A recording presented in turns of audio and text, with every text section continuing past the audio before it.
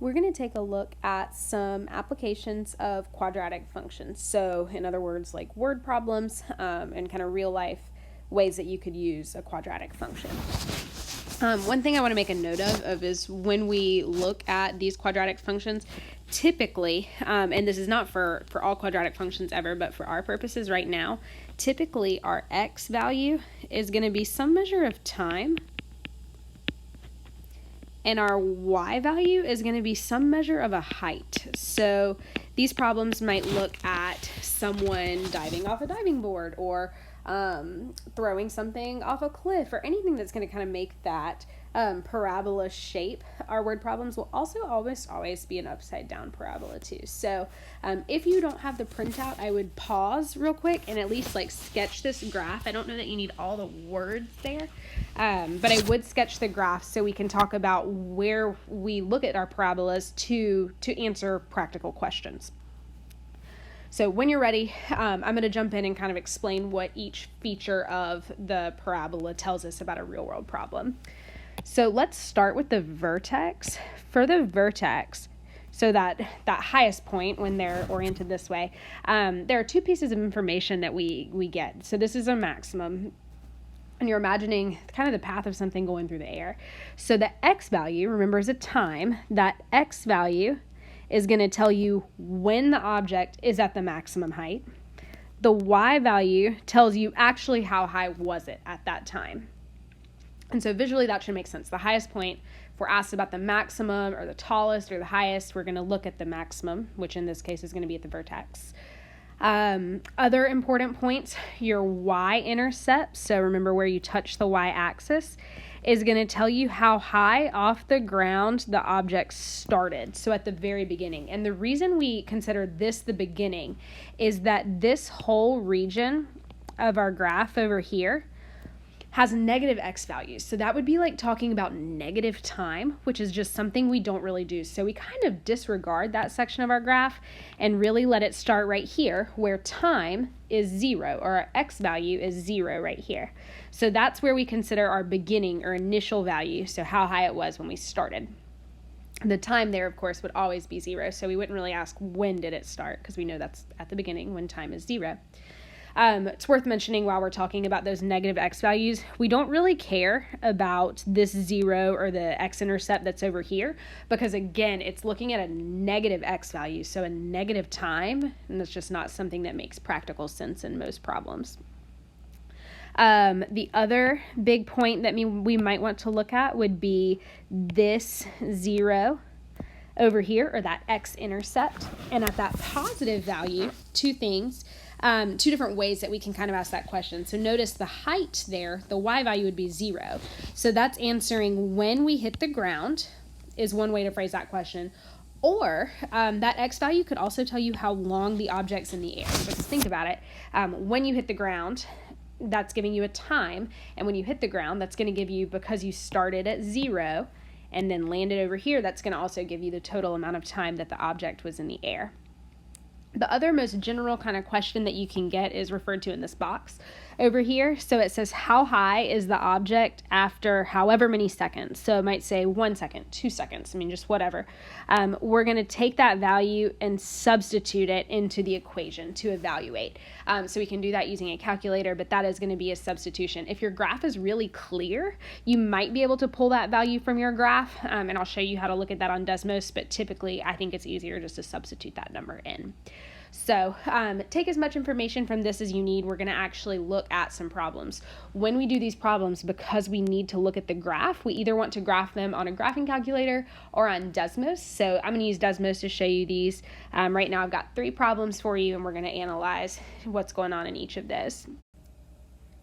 Right, so you're going to want to take a second and go ahead and open Desmos. When we do these quadratic application problems, we're going to want to look at the graph. So most of us will probably use Desmos. I think that's easiest. If you have a graphing calculator, you actually can use that as well. Since everyone does have access to Desmos, that's what we're going to focus on. But if you want help using your graphing calculator, feel free to ask your teacher during non-live time, and we'd love to help you learn how to use that calculator a little better. So in our first problem, I would just write down at least a couple of the high points. So in this one, we've got a cannonball being fired and the equation of the pathway. So we're given the actual equation of how this cannonball travels is going to be modeled by this equation, h equals negative 16 t squared plus 128t. For all of these problems, it did not specify. I'm going to give you our units. Any t unit is in seconds, is the time that we're measuring. And the h value representing the height is going to be in feet. And the reason that I know that is you'll notice all of these problems have a negative 16 out front. That is kind of the impact that gravity has on our object, and the units for that are feet per second squared. So, feet per second squared. So that's how I know that we can assume those units for all of these. Typically a problem will tell you exactly what the units are. So another thing to note, when you graph in Desmos, the h and the t are interchangeable with an x and a y. So another way to write this first equation is y equals negative 16 x squared plus 128x. Desmos is a little more x and y friendly, so I would suggest converting, I don't know the change to write it down, but converting those in your head and using an x in place of time. So first thing I'm going to do is graph. And when you graph on Desmos, you actually don't have to type the y equals. You can, but you don't have to. So I've got negative 16x squared plus 128x. So a lot of these graphs, because these numbers are big, are going to be really large graphs. And so I'm going to need to do some zooming. So cool thing about Desmos, especially if you're on a touch screen like your phone, I'm going to just zoom out until I find the top of my graph. But now it's really skinny. I'm going to spread it wide, and I'm just literally using the touch screen to do that. You can do the same thing on a computer. I prefer maneuvering it myself as opposed to using the like zoom in and out buttons that you see with the plus or the minus, but any way you can get there is fine.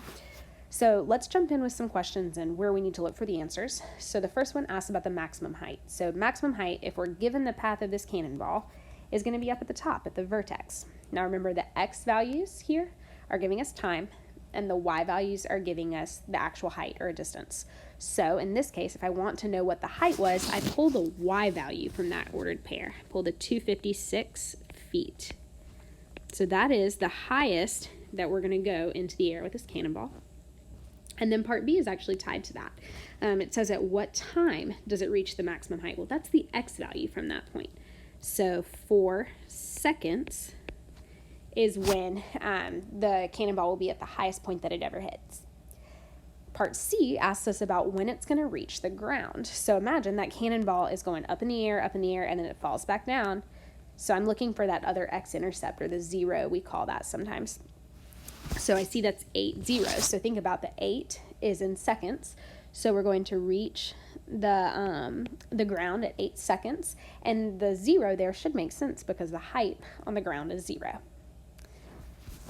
Right, so when I graph my next equation, number 2, do notice, so this one we've got Joey diving off a diving board, and this equation actually extends between 2 lines, so do make sure you don't miss this plus 12. So Joey's going off a diving board, and it says I can model that with negative 16.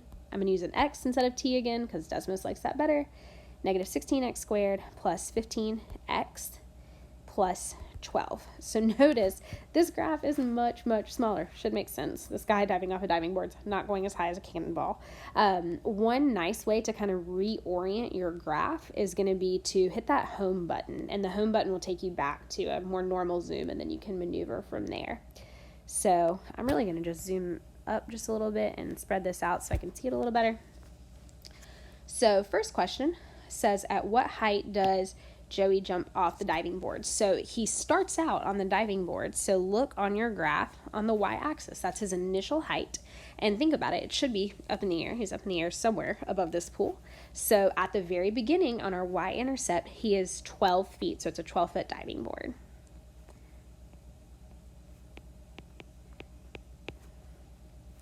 And then the second part says, what is his maximum height? So we're going to click up on that maximum.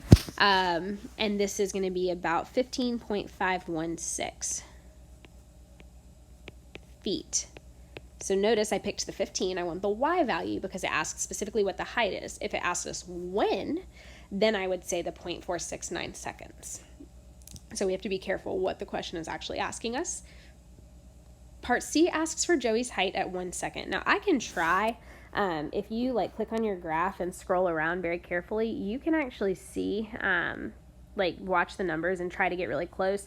I find it easier personally to just substitute that number into my equation and get an exact answer. So I'm going to show you how to do that. I can still use Desmos, or I can use a regular calculator.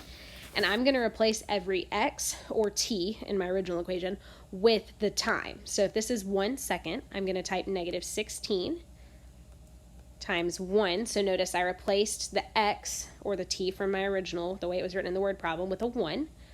And when I do that, I put it in parentheses. When we substitute, we tend to put parentheses around things. Sometimes it's necessary, sometimes it's not. So better safe than sorry. And I type the full equation, just replacing the x's with 1. So at 1 second, his height is 11 feet. So notice we replaced the x value because they gave us a time. We got a y value out, which was his height. So this would be a great time for you to pause and try number 3. And once you've tried it, turn back on and check your work. So in this one, we've got a toy rocket launched from a platform. So it's starting out 48 feet high. And we get this equation, h equals negative 16t squared plus 32t plus 48. And we're asked some pretty similar questions to what we've been asked already. So I'm going to graph my equation, negative 16x squared plus 32x plus 48. And I need to do a good bit of zooming here till I see most of my graph. And let me double check my equation. Yep. So first question we were asked is find the maximum height. So we're checking out that vertex. If we want the actual height, that's the y value, so 64 feet. If it had asked us for the time, it happens at 1 second. Second question, how long does it take for the rocket to land? So I'm looking at that x-intercept, which is 3, 0. So it's going to land in 3 seconds. And again, because it was a how long question, it's asking about the time, so I pull that x value. Last one, how high is the rocket? 1.5 seconds after it's launched. I'm going to use that calculator and do some substitution. So I'm replacing every x with a 1.5. And I'm just being very careful as I type. So plus 32 times 1.5 plus 48. And it would be at 60. So at 60 feet is the height of the rocket 1.5 seconds after it's launched.